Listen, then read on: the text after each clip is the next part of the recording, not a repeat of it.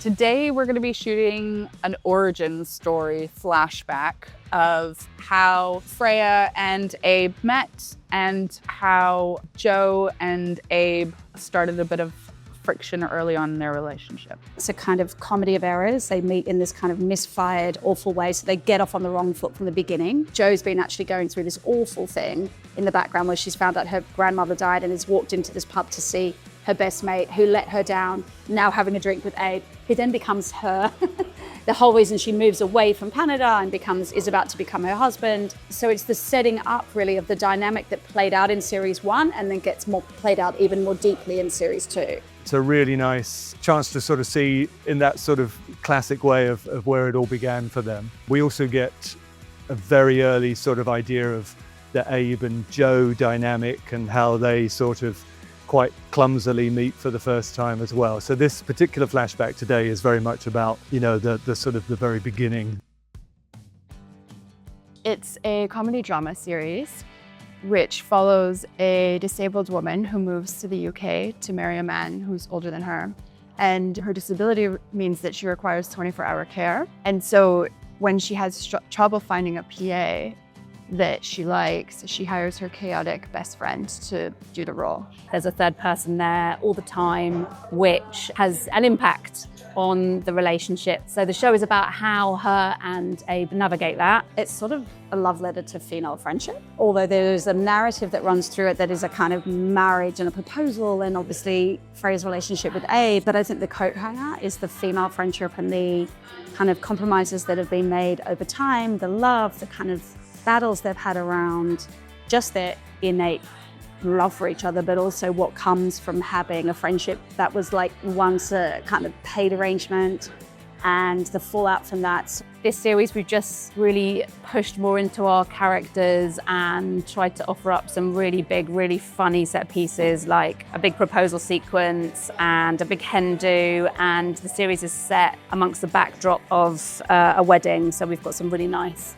wedding prep and planning stuff coming up. The Olivias, who are Freya's influencer managers, are probably more excited about the engagement than she is and have masterminded a plan to get Freya and Abe to become disabled wedding influencers to build up Freya's following so that she will hopefully kind of take that into her art career, and things get a little carried away.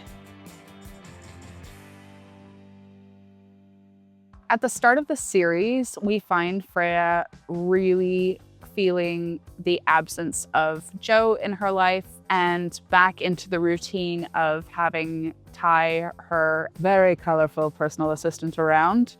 And she and Abe are engaged. Freya is looking for just like, it's a casual engagement. This is really relaxed kind of vibes. And Abe is, I wouldn't say groomzilla, but certainly edging towards that. For me, fundamentally, Abe is an eternal optimist. I think in season 2, some of those worldviews are sort of challenged in regard to his relationship with Freya.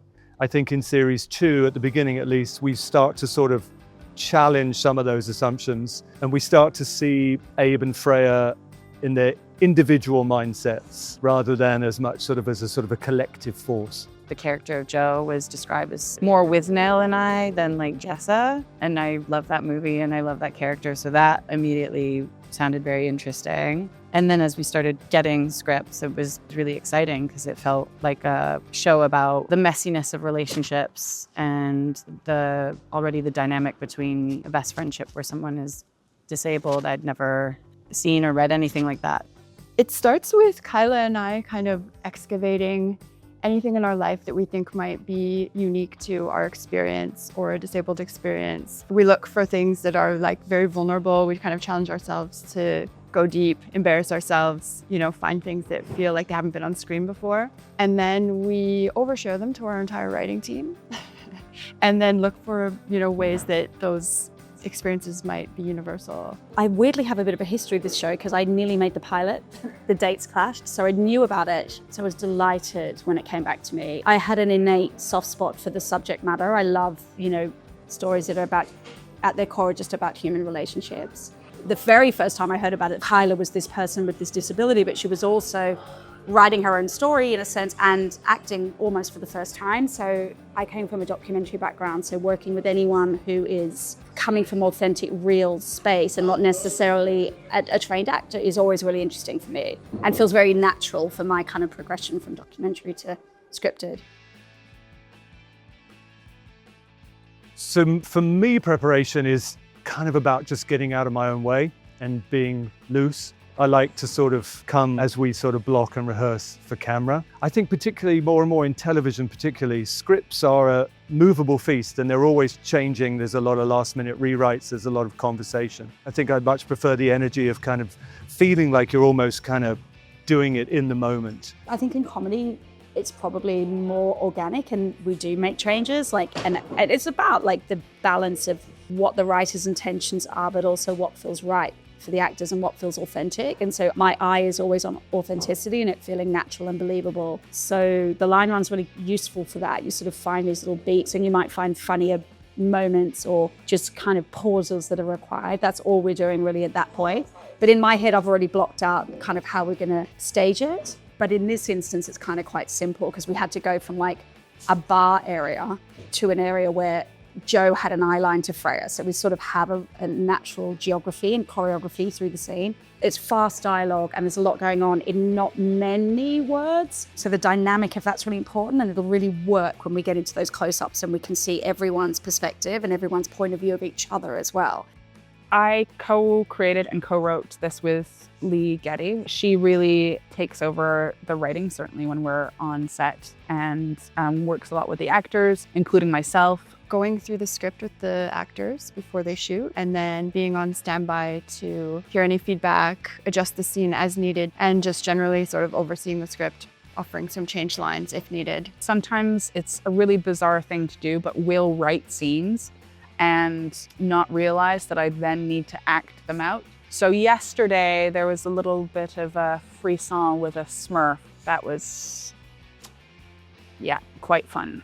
One of the things I love about this particular project is just that nature of collaboration. They not only welcome input, but they actually sort of ask and seek it, which is great, especially because it's such a personal story for Kyla. It's, part autobiographical for Kyla and Lee. It's based on things that are very close to them, very important to them. The fundamentals are their story as a friendship, and Lee is here every day, and obviously Kyla is also one of the writers and co-creators. So yeah, that's unique. I love it. I really love it because I think you're going to the heart of something in a kind of much deeper lived experience way. So it's not just in someone's imagination. Of course it is, it's imagined, but it's also truth. There's such deep truth in their story and their history. It feels really special having them here and them part of the process, and it makes it richer. There have been so many standout moments on set this season. Oh, the gorgeous and bright light that is Sophie Thompson is playing a new character called Bean. She and Asiya Shah, who plays Ty, and I had absolute gorgeous time in a fantastic setting. The cast that we have brings so much and are so fabulous to work with. This series, we've got a sequence with a flash mob, which is really funny. It was a lot of fun shooting that. I think we were all a bit excited because we're like a proper choreographer and like proper dancers. So we're like, we do words and lines, and to have like amazing dance sequence emerge out of these kind of dialogue moments was so special. Even having bloody music on set was so fun.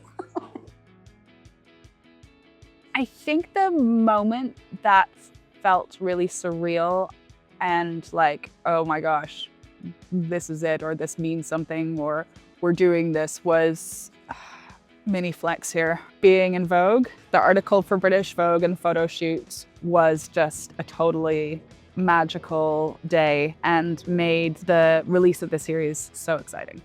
No, we were so grateful for the response, and it was actually like the disability community reaching out that was the biggest win for us, and which felt incredible. Like people telling us that it was the first time that they felt that they had been on screen or that they saw themselves, and everything else was a bonus.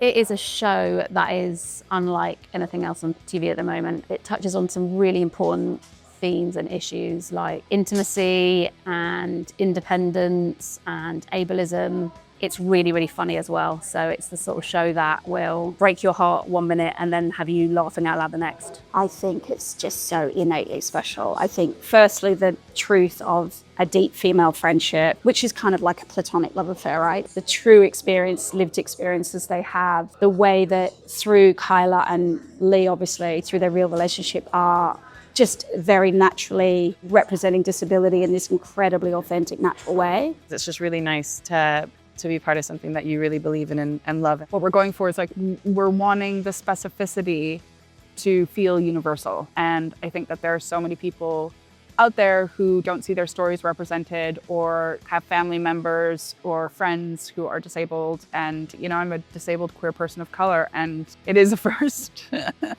And I think just even being like a femme wheelchair user and disabled person, I think that resonates with people, like really seeing themselves, and the fact that this was co-created by a disabled person, co-written by a disabled person, so that the decision-making from the beginning has been really intentional.